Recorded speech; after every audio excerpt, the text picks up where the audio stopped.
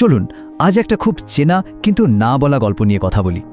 ভাবুন তো, সারা জীবন হাড়ভাঙ্গা খাটুনি, দিনের পর দিন ঘাম ঝরানোর পরও দিন শেষে কেন অনেকের হাতেই কোনো জমানো টাকা থাকে না?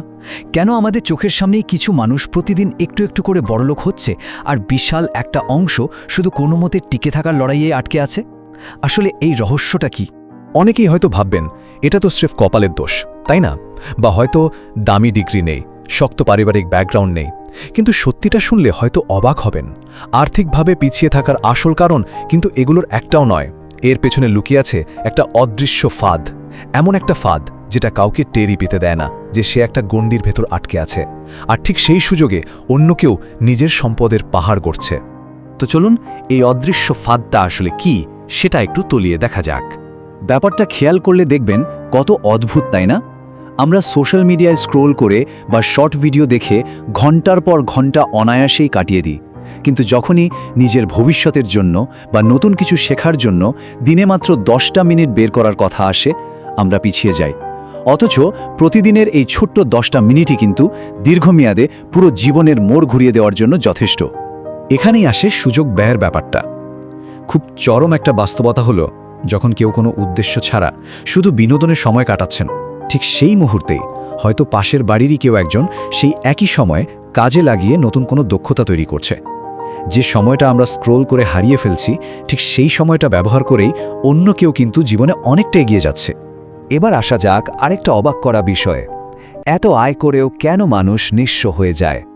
আমাদের আশেপাশে এমন অনেকেই আছেন যাদের আয় কিন্তু বেশ ভালো, মাস শেষে মোটা অঙ্কের বেতন পান বা ব্যবসায় দারুণ লাভ করেন, কিন্তু বছর ঘুরতে না ঘুরতেই দেখা যায় তাদের পকেট একদম ফাঁকা। এর কারণ কিন্তু টাকার অভাব নয়, এর মূল কারণ হলো টাকার প্রতি তাদের দৃষ্টিভঙ্গি বা একটা ভুল আর্থিক মানসিকতা। আসল পয়েন্টটা হলো 3টি ক্ষতিকর অভ্যাস। 1. টাকা হাতে আসার সাথে সাথেই সেটা খরচ করে ফেলা। 2. নিজের দরকারের চেয়ে বরং অন্যদের ইমপ্রেস করার জন্য দামি জিনিসপত্র কেনা। আর 3.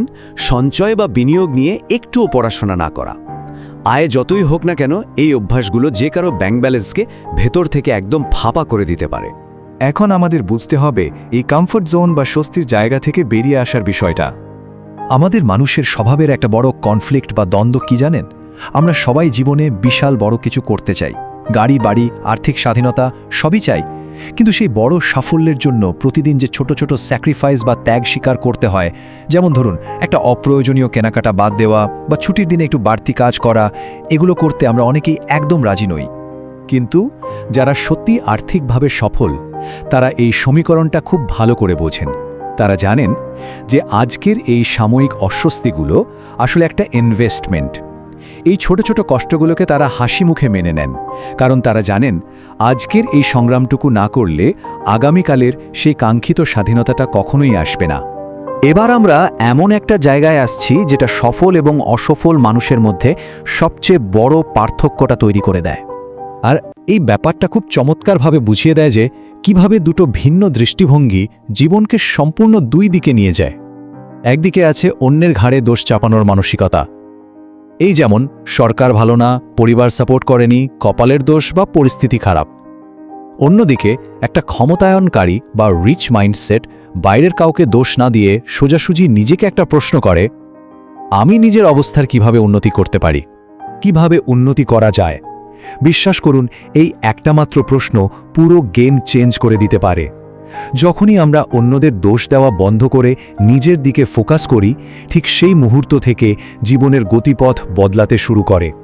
এটা এমন একটা সুইচ যা অন করলে মানুষ আর শুধু দর্শক থাকে না, নিজের জীবনের আসল চালক হয়ে ওঠে। তাহলে চলুন এবার একটু বাস্তবতার আয়নায় নিজেদের দেখি, একটা ডেইলি রিয়ালিটি চেক করা যাক। কথাটা শুনতে একটু রূঢ় লাগতে পারে, কিন্তু চরম সত্যিটা হলো প্রতিদিনের অভ্যাসগুলো যদি আজই না বদলায়, তবে ঠিক 5 বছর পরও আমাদের জীবনটা হুবহু আজকের মতোই রয়ে যাবে। আকাশ থেকে ম্যাজিকের মতো কিছুই নেমে আসবে না, এটা একদম নিশ্চিত। একটা কথা সবসময় মনে রাখবেন, আর্থিক স্থিতিশীলতা বা টেকসই সাফল্য কখনোই হঠাৎ করে ঘটে যাওয়া কোনো দুর্ঘটনা নয়। এটা লটারির মতো কোনো ব্যাপার না যে একদিন হঠাৎ করেই ভাগ্য খুলে যাবে। সাফল্যের আসল মেকানিজমটা আসলে খুবই সিম্পল কিন্তু পাওয়ারফুল।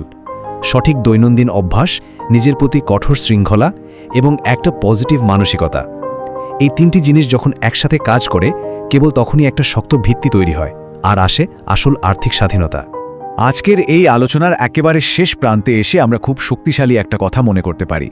আর্থিকভাবে অসচ্ছল পরিবারে জন্ম নেওয়াটা বা সাময়িকভাবে গরিব থাকাটা কখনোই কোনো লজ্জার বিষয় নয়, কিন্তু নিজের মানসিকতাকে পরিবর্তন না করে সারা জীবন একটা গরিব মানসিকতা নিয়ে বেঁচে থাকাটা শুধু দুঃখজনকই নয়, এটা নিজের জন্য বেশ বিপজ্জনক।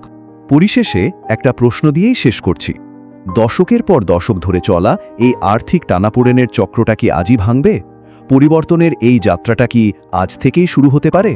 এই সিদ্ধান্তটা একদমই ব্যক্তিগত, তবে এমন আরও অনেক গভীর এবং দরকারি আর্থিক বিশ্লেষণ পেতে সাবস্ক্রাইব করে আমাদের সাথেই থাকবেন। এতক্ষণ সাথে থাকার জন্য অনেক অনেক ধন্যবাদ।